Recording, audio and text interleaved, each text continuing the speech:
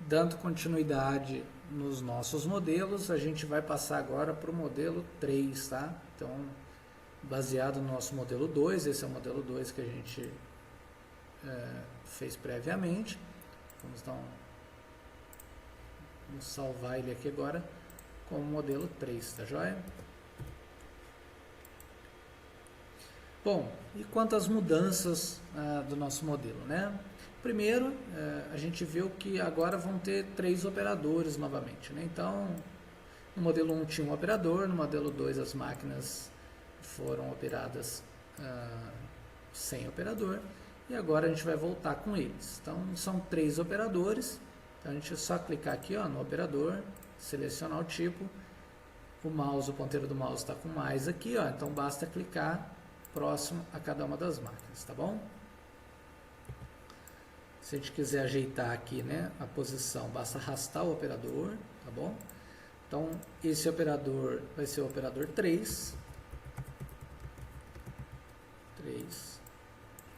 Esse operador aqui, ele vai ser o operador 2.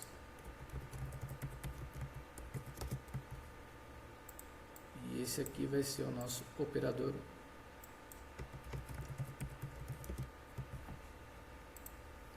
Além disso, né, nós precisamos ligá-los às máquinas. Vocês se lembram, né? A ligação ela é feita com a letra S aqui, né, que é uma ligação de referência. Vamos dar 2 cliques na máquina aqui, na aba Processor, e indica que ela vai utilizar o operador. Qual operador? A gente clica nesse pincelzinho aqui e seleciona o operador. Joia? A gente pode clicar aqui fora. Mesmo procedimento aqui. Vamos ligar a letra S. A gente pode dar 2 cliques aqui no operador.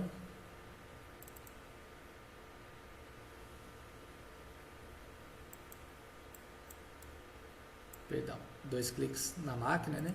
A gente dá 2 cliques na máquina e seleciona aqui Use Operator. Então a gente clica com o pincelzinho aqui, na frente do operator. E vamos selecionar o operador 2, joia? E finalmente, mesmo processo aqui, liga a máquina ao operador com a letra S, 2 cliques na máquina, flag aqui a opçãozinha Use Operator, a gente vai arrastar um pouquinho essa janela aqui para poder enxergar, né, o operador. Clica aqui na canetinha e seleciona o Operator 3. Joia? Pode clicar fora. A partir de agora, vamos dar um View aqui e um Reset View. A partir de agora, as máquinas já estão pré-setadas para poder operar de acordo com o modelo 3, que são operadas com operadores, né? Com pessoas responsáveis aqui. Bom, a segunda modificação é que agora nós descobrimos que teremos 3 tipos de matérias-primas, ao invés de uma só. Então, do jeito que está o modelo aqui, eu vou dar um Run para vocês notarem uma coisa. A partir do momento que chegar uma peça, eu vou dar um Stop aqui só para vocês verem. Se a gente der um Zoom aqui e clicar em cima do nosso item, a gente vai ver aqui que é um item, e ele não tem nenhum tipo, né? Um item que a gente não definiu, ele é um item comum. Então, o item que passa por essa esteira é o mesmo que passa por essa, tá bom? Então, ele não tem nenhuma propriedade específica, tá joia? O que a gente quer? A gente quer definir 3 tipos de itens. Então, imagina que a gente está numa linha de produção e eu tenho 3 famílias, 3 tipos de matéria-prima que vão para 3 tipos de família, né? 3 famílias diferentes. Então, basicamente essa é a nossa ideia. Como que a gente vai fazer isso, né? Então, a gente pode dar um Reset aqui, e a gente vai tratar aqui na entrada. Então, se a gente der 2 cliques aqui no nosso source, né, que a gente nomeou como entrada, a gente vai ter aqui algumas informações, tá? Vamos minimizar todas as abas aqui.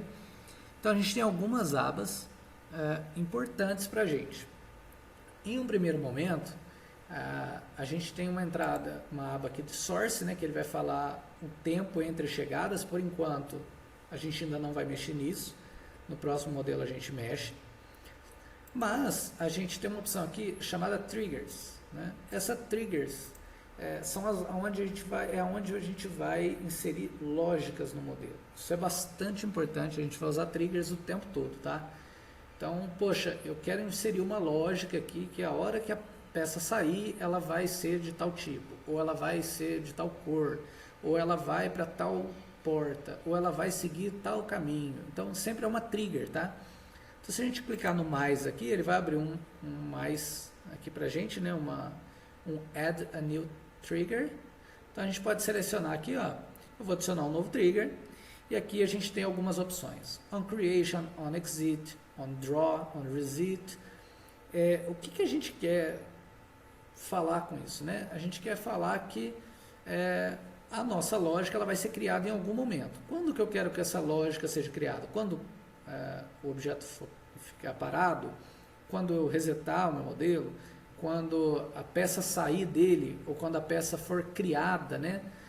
Nesse caso ela vai ser criada, mas no caso de estoque, por exemplo, ela não cria, ela vai entrar aqui, né? Então ela vem de algum lugar e ela tem a sua entrada aqui no estoque. Mas no caso de um source, nós temos uma criação. Então, esses triggers vão ser extremamente importantes. Nesse primeiro momento, eu sei que a peça vai ser criada e ela não vai ficar aqui, né? A matéria-prima ela vai ser criada e ela vai ser mandada direto para o estoque de matéria-prima. Então, eu posso criar uma lógica onde eu vou definir tipos diferentes na hora que ela estiver saindo da minha entrada, ou seja, na hora que ela estiver entrando no meu sistema, tá bom? Então, essa é a ideia. Eu posso clicar aqui em On Exit, tá? E aí ele vai abrir aqui uma linha para mim. Nessa linha que ele abriu para a gente, tem um novo mais aqui. Então, aqui que a gente vai adicionar a lógica. Então, na saída de peças, eu vou clicar no mais aqui, e aí eu tenho umas opções. Na saída de peças, eu posso editar os dados, controlar o modelo, editar o visual do modelo, da minha matéria-prima, do meu item, manipular algumas listas, mas de início a gente quer mudar o tipo, né? Então, como que a gente muda o tipo da peça? Aqui entra um conceito bastante importante que são os de labels. Labels, o próprio nome já diz, né, são como se fosse uma identificação, são identificadores desse item que vai passar por aqui.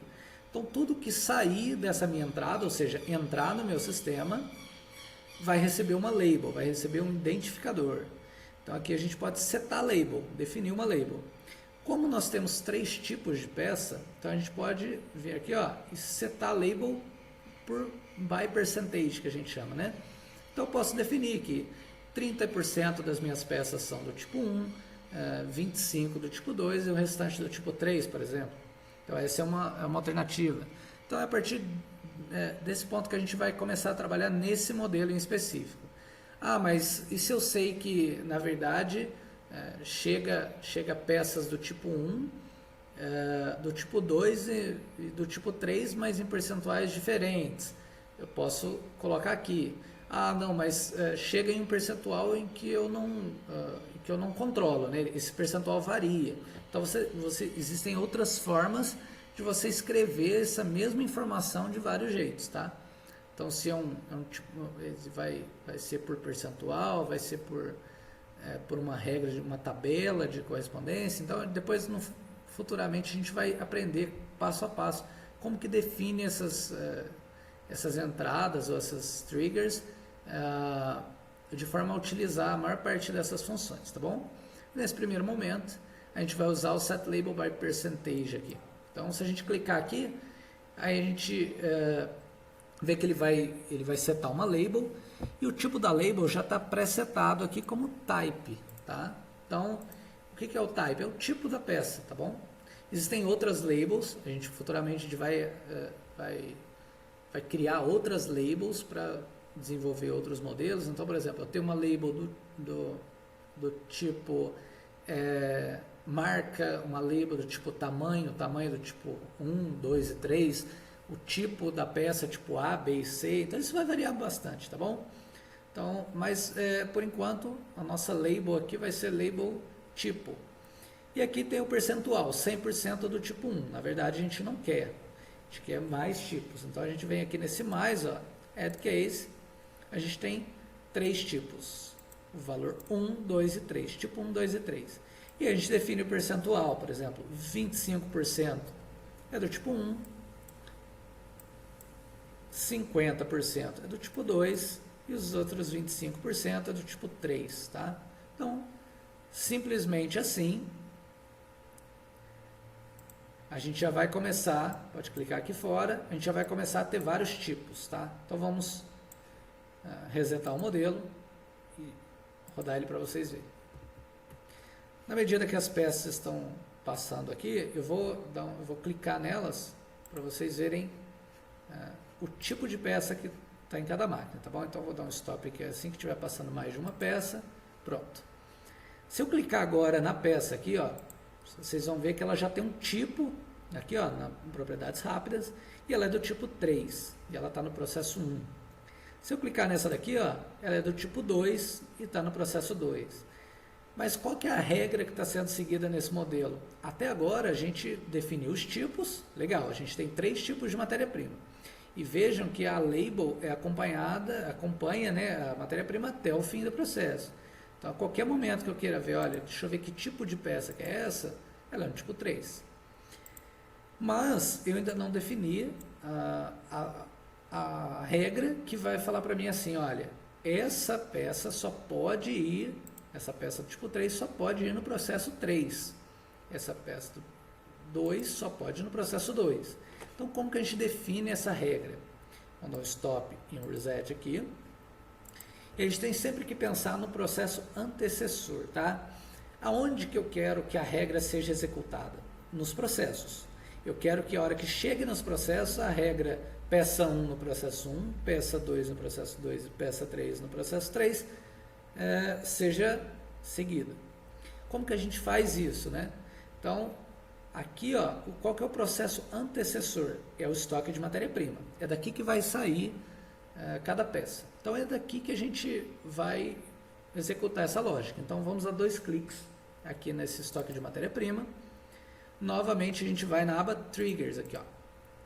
E aí, a gente vem aqui no maisinho aqui, e nós temos onExit novamente. Então, quando eu sair, eu preciso definir para onde que ela vai.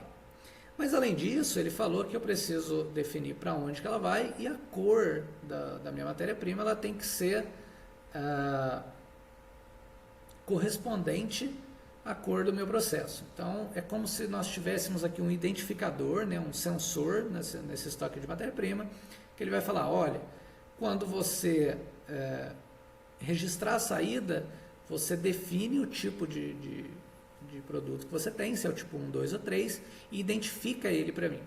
A identificação nossa aqui vai ser simplificada pela cor. Então, a gente vai no onExit aqui, ó, e a gente vai no mesmo procedimento, no mais, e a gente tem aqui, ó, uma aba Visual.